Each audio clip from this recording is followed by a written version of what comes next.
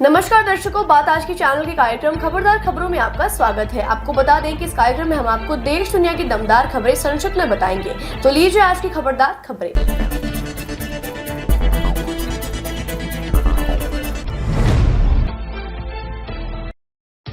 कमला Harris ने Minnesota के governor Tim walls को उपराष्ट्रपति पद का उम्मीदवार चुना है, जबकि ट्रंप ने जेडी वेंस को रिपब्लिक पार्टी की तरफ से उपराष्ट्रपति पद का उम्मीदवार बनाया है। हैरिस ने कहा कि वॉल्स ने कामकाजी परिवारों के लिए काफी काम किया है। हैरिस के इस कदम से देश के ऊपरी मध्य पश्चिम क्षेत्र में अपने चुनाव अभियान को मजबूती मिलने की उम्मीद है। टिम वॉल्स ने अपने राज्य के लिए डेमोक्रेटिक पार्टी का एक महत्वपूर्ण एजेंडा लागू करने में मदद की थी। योग गुरु बाबा रामदेव ने कहा कि भारत को बड़ी घटनाओं को रोकने के लिए कूटनीतिक और राजनीतिक प्रयास करने चाहिए और यदि आवश्यक हो तो बांग्लादेश में हिंदुओं की सुरक्षा के लिए हस्तक्षेप करना चाहिए। बाबा ने कहा, जिस तरह से कट्टरपंथी ताकतें बांग्लादेश में हिंदू घरों, मंदिरों और व्यवसायों पर सुनियोजित हमले कर रही है, वो शर्मनाक और खतरनाक है। उन्होंने कहा कि भारत को सतर्क रहने की आवश्यकता है ताकि हमारे हिंदू भाइयों की माताओं, बहनों और बेटियों का सम्मान और गरिमा दांव पर न लगे। पूरे देश को अपने अल्पसंख्यक हिंदू भाइयों के साथ पूरी ताकत से खड़ा होना चाहिए।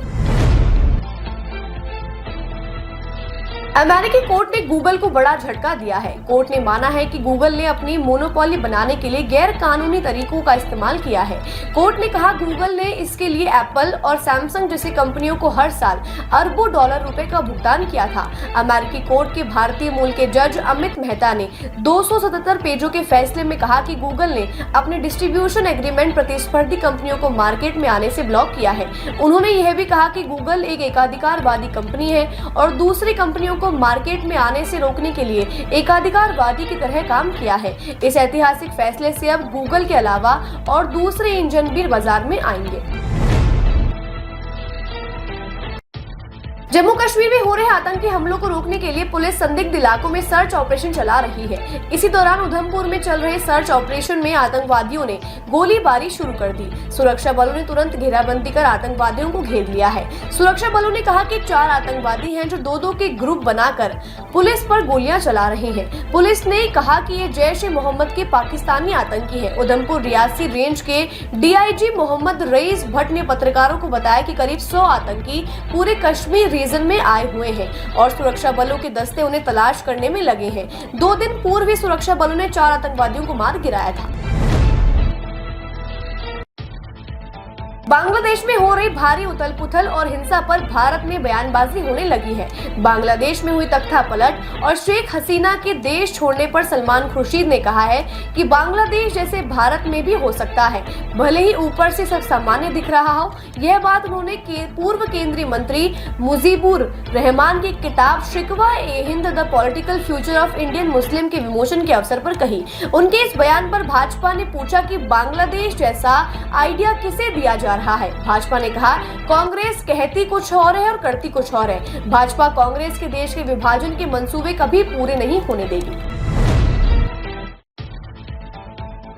दिल्ली के CM केजरीवाल ने उपराज्यपाल से पत्र लिखकर अनुमति मांगी है कि वो कैबिनेट मंत्री अतिशी को स्वतंत्रता दिवस पर तिरंगा फहराने की अनुमति दे। हर साल दिल्ली सरकार का स्वतंत्रता दिवस समारोह छत्रसाल स्टेडियम में आयोजित किया जाता है, जहां आम तौर पर CM के रूप में केजरीवाल हिस्सा लेते हैं और लोगों को संबोधित करते हैं। लेकिन इस साल वो शराब नीति घोटाले में तिहाड़ जेल में बंद है और वो स्वतंत्रता दिवस जेल में रहकर ही मनाएंगे। मुस्लिम देशों के सबसे बड़े संगठन OIC की आज हमास नेता इस्माइल हानिया की हत्या पर एक विशेष बैठक सऊदी के ज़ैदा में होने जा रही है। इस बैठक को लेकर कयास लगाए जा रहे हैं कि ईरान इजराइल के खिलाफ लड़ाई में ग्रुप के देशों का साथ मांग सकता है। अगर ऐसा हुआ तो इजराइल और अमेरिका की मुसीबतें बढ़ जाएंगी, क्योंकि फिर ईरान को 57 देशों का साथ मिल जाएगा, जिसके ऑब्जर्वर रूस भी उन्हें सपोर्ट करेगा। OIC संयुक्त राष्ट्र के बाद सबसे बड़ा संगठन है। बैठक का मुख्य मुद्दा इस्माइल की हत्या और ईरान की क्षेत्रीय संप्रभुता के उल्लंघन पर केंद्रित रहेगी। मंगलवार को सरकार ने रियल एस्टेट संपत्तियों पर पूंजीगत लाभ कर के मामले में करदाताओं को राहत देने का प्रस्ताव रखा है। सरकार ने रियल एस्टेट में लॉन्ग टर्म कैपिटल गेन्स में बड़ा बदलाव किया है। इसके अंतर्गत एक बार फिर से इंडेक्सेशन का विकल्प दिया है, यानी अब संपत्ति मालिकों के पास पूंजीगत लाभ पर 20% या 12.5% की दर में से कोई एक चुनने का विकल्प होगा। वित्त विधेयक 2024 में संशोधन का ब्यौरा लोकसभा सदस्यों को वितरित किया जाएगा। पेरिस ओलंपिक में भारत को विनेश फोगाट के रूप में एक गोल्डन गर्ल मिलने की उम्मीद थी, लेकिन फाइनल मुकाबले के पहले उन्हें वेट कैटेगरी में उल्लंघन का दोषी पाया गया है और कुश्ती से पहले उनका वजन नियम से 100 ग्राम ज्यादा पाया गया, जिससे उन्हें अयोग्य घोषित कर दिया गया। विनेश फोगाट महिला कुश्ती के 50 किलोग्राम फ्री स्टाइल वर्ग के फाइनल में पहुंची थी। विनेश ने कल पूरी रात वजन कम करने का प्रयास भी किया था। उनके अयोग्य घोषित किए जाने पर खेल प्रेमियों में मातम छा गया है। अब खेल प्रेमियों की नजरें गोल्डन बॉय नीरज चोपड़ा पर टिकी हुई है, जो जैवलिन थ्रो के फाइनल में पहुंच चुके हैं।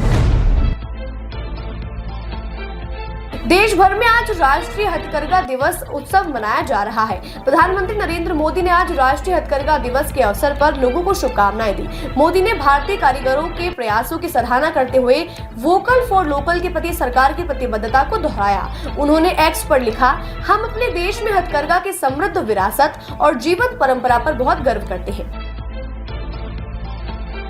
खबरदार खबरों में आज के लिए बस इतना ही। कल फिर नई खबरों के साथ हम होंगे आपसे रूबरू। नमस्कार।